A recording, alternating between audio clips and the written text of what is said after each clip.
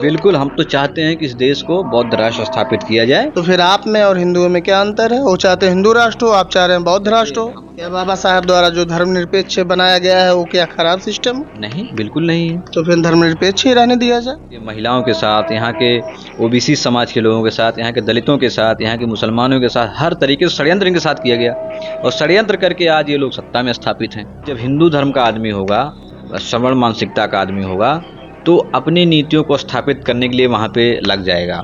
आप गया में जाएंगे तो देखेंगे तो वहाँ पे भी देवी देवताओं का पूजा गया के अंदर होता है। वो इसलिए कि इस देश में बौद्ध धर्म को ख़त्म करने के लिए बहुत सारे षड्यंत्र किए गए, लेकिन जब इस देश में सवर्णों का राज आया, मतलब सवर्णों ने एक षड्यंत्र रचा कि हमारा राज नहीं चल रहा है, क्योंकि इनके ऊपर बैन था पूरे देश में, कि पूरे भारतवर्ष में बैन था कि ना तो सवर्ण राज कर सकता है, ना तो सवर्ण जो है न्याय दे सकता है।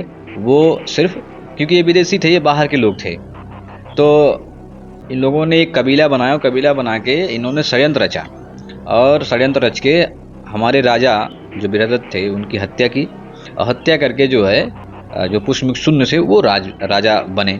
और वहाँ पे पुष्यमिक्षुन ने बताया कि कहा कि जो जितना सर ले आएगा बौद्धों को काट के उसको हम 100 स्वर्ण मुद्राएं देंगे।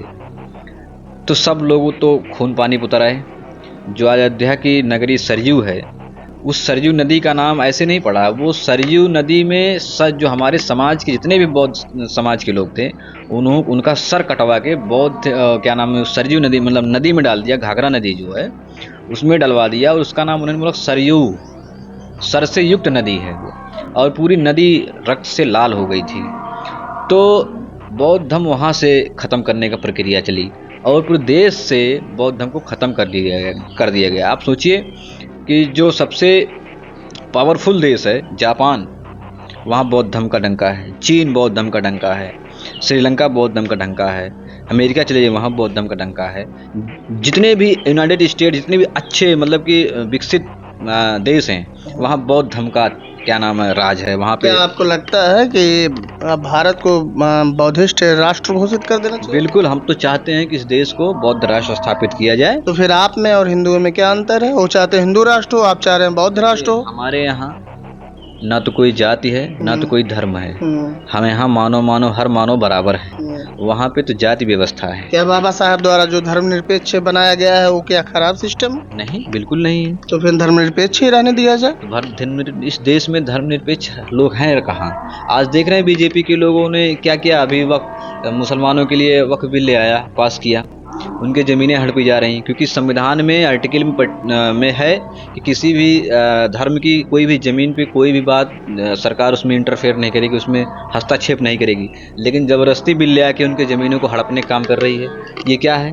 ये धर्मनिरपेक्ष की बातें नहीं हो रही है, यहाँ तो ज़बरदस्ती उनको हड़पने की बात हो रही है। बौद्ध धर्म की बात है, आप देखिए ना कि बोध गया में इतना बड़ा आंदोलन चल रहा, आज से नहीं, जब से वो अभी नीतीश सरकार है, नीतीश जी की सरकार है बिहार में, वहाँ पे बौद्धों का इतना बड़ा आंदोलन चल रहा, उनको दिखाई नहीं दे रहा है। नीतीश कुमार जी भी ओबीसी समाज से आते हैं, सबसे अच्छी बात ये देखिए, लेकिन वो बीजेपी के गठबंधन की वजह से वो उसको वो नहीं इग्नोर कर रहे हैं। वो चाहते तो एक विधानसभा में एक बिल पास करके उसको ख़त्म कर सकते थे, वो बौद्धों के अधिकार में आ जाता।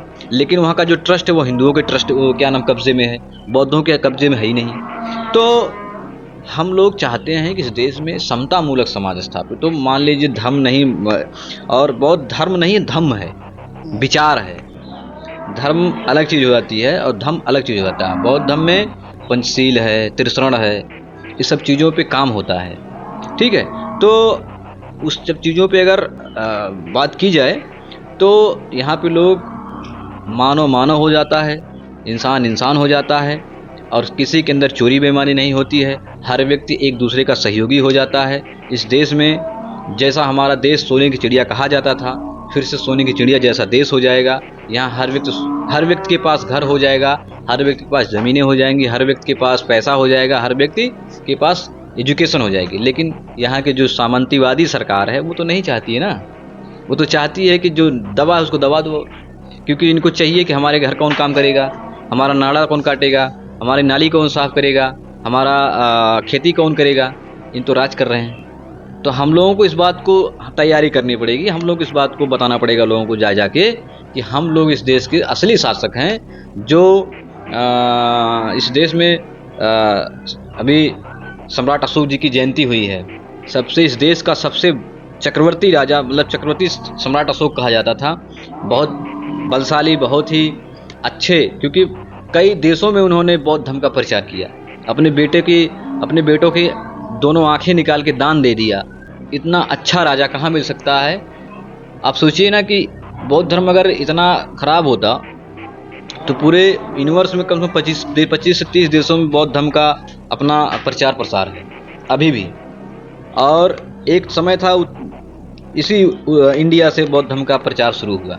आज इसी इंडिया में बौद्ध धर्म का कोई नाम नहीं है। अभी जब माननीय योगी आदित्यनाथ जी किसी दूसरे देश में जाते हैं या प्रधानमंत्री जी किसी दूसरे देश में जाते हैं तो बोलते हैं कि हम बुद्ध की धरती से आए हैं। अगर इस देश में हिंदुओं का इतना बड़ा राज होता तो क्यों कहते कि हम बुद्ध की धरती से आए हैं। इस देश में सही कि हम बुद्ध की धरती से ले आए हैं कि बुद्ध एक विचार थे, बुद्ध एक उपदेशक थे और उन्होंने रास्ता बताया, मानवतावादी रास्ता बताया कि मानवता कैसे की जाती है और किसी की हत्या ना हो, किसी के साथ चोरी ना हो, किसी का अन्याय ना हो। इस देश में सभी लोग अपने अपने अधिकारों से एकदम सुरक्षित रहें और आगे बढ़ते रहें। इस सब चीज़ों पे काम हुआ, लेकिन जब जिस तरीके से षड्यंत्र हुआ बौद्ध धर्म के साथ या यहाँ के लोगों के साथ, यहाँ के मूल निवासियों के साथ, यहाँ के महिलाओं के साथ, यहाँ के ओबीसी समाज के लोगों के साथ, यहाँ के दलितों के साथ, यहाँ के मुसलमानों के साथ, हर तरीके से षड्यंत्र इनके साथ किया गया और षड्यंत्र करके आज ये लोग सत्ता में स्थापित हैं। तो हम लोगों की जिम्मेदारी बनती है कि जो लोग जानकार लोग हैं वो लोग अब इस षड्यंत्र को पर्दाफाश करके लोगों को तैयार करें, लोगों को तैयार करके अपना खुद का सत्ता स्थापित करके अपने लोगों के लिए अधिकार दिलाएं। आज आपने देखा कि हम लोगों ने भीम आर्मी को तैयार करके एक अपना सांसद बनाया और ऐसा सांसद बनाया कि कोई पार्टी नहीं चाहती थी कि चंद्रशेखर आज़ाद लोकसभा में पहुंच जाएं। सभी लोगों ने अपने, चाहे वो समाजवादी रही हो, चाहे बसपा रही हो, चाहे भाजपा रही हो, चाहे कांग्रेस रही, सभी लोगों ने चंद्रशेखर आज़ाद के खिलाफ प्रत्याशी उतारा। और इतिहास में आज तक का सबसे बड़ा उदाहरण है कि किसी व्यक्ति ने सबसे ज़्यादा मार्जिन से अगर चुनाव जीता है किसी नेता के खिलाफ तो चंद्रशेखर आज़ाद 1.5 लाख वोटों से जीता। इतिहास है। और भी दलित नेता, दलित समाज का आदमी, नहीं तो 20,000, 30,000, 25,000 आदमी जीत होती थी। तो षड्यंत्र कितना भी करा जाए, अगर आदमी ईमानदार है, सच्चा है तो समाज के साथ खड़ा हो जाता है। तो हम लोग ईमानदारी से काम कर रहे हैं। और जिस बात को लेकर चंद्रशेखर जी अक्सर कहते हुए नजर आते हैं, भाई आप लोगों ने नाम दे दिया दलित नेता। अब ये भी बहुत बड़ा सवाल है कि आप स्वयं उस पार्टी के एक लीडर हैं, उसे दल के एक नेता हैं, आप भी दलित नेता इंडिकेट कर रहे हैं। नहीं, दलित नेता नहीं। देखिए, हम दलित समाज से आते हैं, दलित नेता नहीं, हम दलित समाज से आते हैं। हम तो आज़ाद समाज पार्टी के नेता, बहुजन समाज के नेता हैं। हम पूरे शोषित वंचित समाज के नेता, हम हर समाज की आवाज़ उठाते हैं, चाहे मुसलमान हो, चाहे वो ओबीसी हो, चाहे वो दलित हो। अभी आप देखिए ऑफ बिल जो पास हुआ है, सबसे ज़्यादा अगर कोई बोला है, उस बिल पे विरोध किया है तो माननीय चंद्रशेखर आज़ाद जी हैं। किसी भी ओबीसी का मामला होता है तो सबसे ज़्यादा कोई आंदोलन करने वाला व्यक्ति है, कोई संगठन या पार्टी है या आवाज़ उठाने वाला है, तो वो भीम आर्मी आज़ाद समाज पार्टी है। दलितों के ऊपर कोई जुर्म अत्याचार होता है तो सबसे ज़्यादा कोई आवाज़ उठाने वाला है, लड़ने वाला है, मुकदमा खाने वाला है, लाठी खाने वाला है, तो भीम आर्मी आज़ाद समाज पार्टी है। क्या लगता है कि केंद्र से बीजेपी को हट जाना चाहिए? बिल्कुल हट जाना चाहिए, हमारा प्रयास है। किस पार्टी को फिर आना चाहिए? आज़ाद समाज पार्टी को आना चाहिए। कांग्रेस क्यों नहीं? कांग्रेस और बीजेपी दोनों एक दूसरे के सहयोगी हैं। एक नागनाथ, एक सापनाथ है, एक स्लो पॉइजन है, एक मीठा पॉइजन है, एक क्या नाम है, कड़क पॉइजन है। कांग्रेस जो है धीरे धीरे चीज़ों को ख़त्म करती है, बीजेपी एकाएक ख़त्म कर रही है। तो जो एकाएक ख़त्म कर रही है वो लोगों को दिख रहा है। क्या संभव है, जल्द उम्मीद कर सकते हैं कि आज़ाद समाज पार्टी केंद्र में आ रही है? बिल्कुल। अगर हमारा बहुजन समाज का जिस तरीके से गठबंधन बन रहा है, अगर ये गठबंधन हम लोग बना के तैयार कर ले गए तो बहुत जल्द आपको नया इतिहास दिखेगा। और जो काम हमारे महापुरुषों का मिशन था कि इस देश में बहुजनों के राज स्थापित हो, कोई दलित विधायक मतलब कि प्रधानमंत्री बने, तो बहुत जल्द हम लोग भाई चंद्रशेखर आज़ाद जी के नेतृत्व में एक दलित मुख्य प्रधानमंत्री बना के देंगे। बहुजन गठबंधन की बात कर रहे हैं, यानी और पार्टी भी साथ में आएंगे? बिल्कुल। आप देखिए ना, अखिलेश यादव, मायावती, बिल्कुल सब आएंगे। बिल्कुल। आप देखिए ना कि बीजेपी आज सत्ता में है तो 45 पार्टियों से गठबंधन में है, तब सत्ता में है।